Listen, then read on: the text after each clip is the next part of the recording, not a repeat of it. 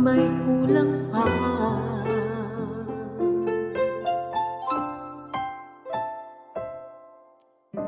Mga bituin aking narating, ngunit langit ko pa rin ang iyong piling.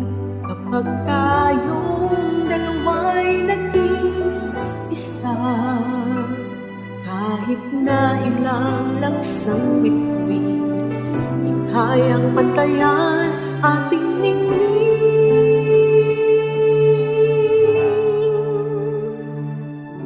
Balutin mo ako ng iwaga ng iyong pagmamahal. Hayaang matakpan ang kinang na di magtatagal. Mabuti pa kaya'y maging bituin walang ningning, kung kapalit nito'y walang paglaho mo.